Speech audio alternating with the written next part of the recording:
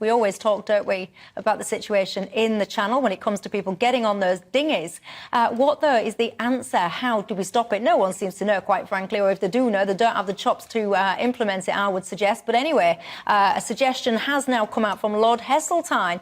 He says that Britain should fund what he calls a new Marshall Plan.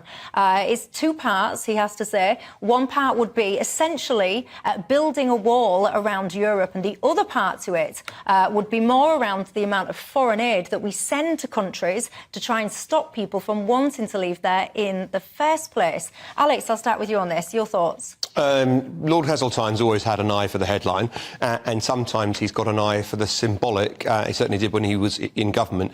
Notion that catches public attention.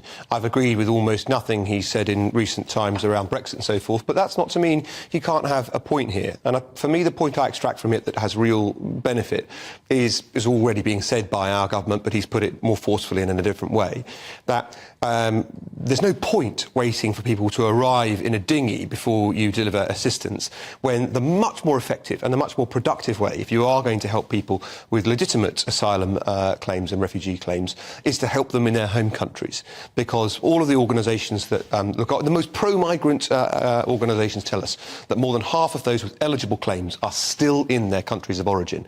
If we can help them there, it helps their country get itself back together, it helps the individual and ensures they don't come here in the first place. So actually, I think it's a win-win-win. Do you agree with that? Win-win-win, Peter?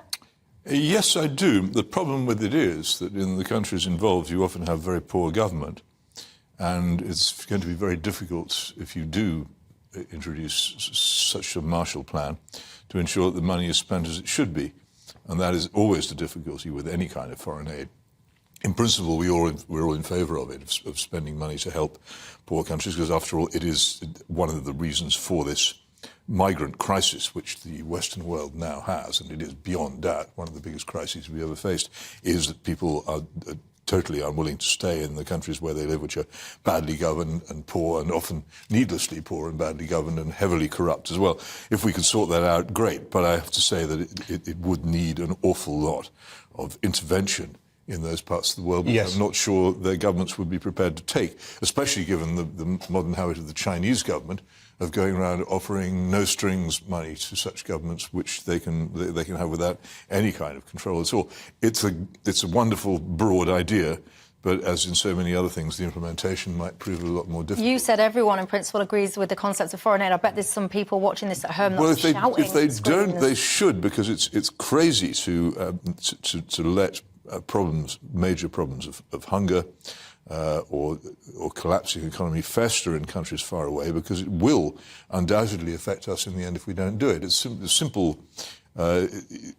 common sense that you prevent that from happening if you can. Well, there you go. That's told you. If you are one of those people that don't agree in foreign aid, you was about to come back in. Just to say, Peter's point about corruption is well made, and that's why there's a long-standing cliche that our aid programme is taking money, broadly speaking, because it's taxpayer-funded, taking money from poor people in rich countries and giving it to rich people in poor countries. Right? There is some truth to that. I agree with the point about the need to ensure that it's spent properly on the ground.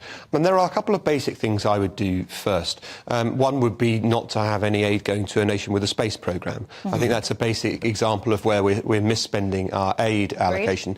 The second is to recognise openly what the government is doing in spending money on asylum seekers and would-be refugees in this country and housing them as part of our aid budget. It's happening now, but because it feels underhand, it's not talked about very much. I actually would say to the countries in question, you are going to receive less because your nationals have come here of their own free will, paying people smugglers along the way, and we are now having to house them whilst their whilst their claim is processed. The problem with the length of time it takes to process the claim, that's down to us, that's our fault. But the people choosing to come and paying people smugglers along the way, you can help with that. And if you want to make sure more aid comes to your country, you should stop your nationals coming in the first place. Yeah, I've got to say I disagree with the pair of you, by the way, that I don't actually think that it is sensible to send more and more money to some of these countries, because a lot of these countries, they are, they're in the situation that they're in often because of internal civil war conflicts. And I don't see how just truckloads more foreign money into those places will make things better. I would argue, actually, that will make things worse. I agree with you, sending truckloads without without any kind of supervision of how it's spent is completely useless. Agreed. And there's no point in it. It has to be done very skillfully and very carefully. And if the money is repeatedly abused, then it has to stop. What about this wall then? This wall, because the money is one that's part. Just stuff. Where are you going to build it? Who's going to build it? It's a sort of Donald Trump thing, isn't it? It's really peculiar.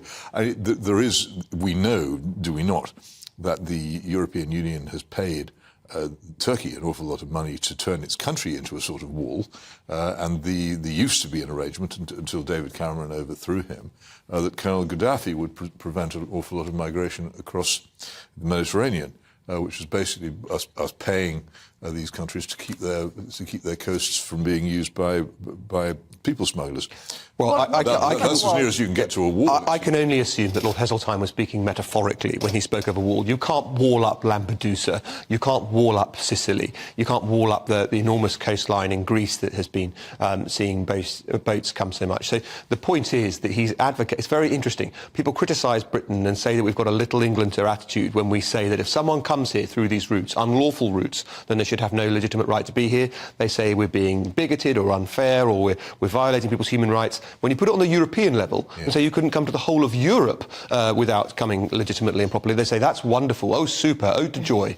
Well, I'm going to throw it to you guys at home because I want to talk to you about UNIS as well. But on that migrant situation, what do you think about two-pronged approach, more money and a wall? Some of you, I suspect, will be cheering that. But what about the practicalities of it? Would it actually happen? Could it actually happen? And if you don't agree with that plan, you tell me what your solution would be to what is going on in the Channel.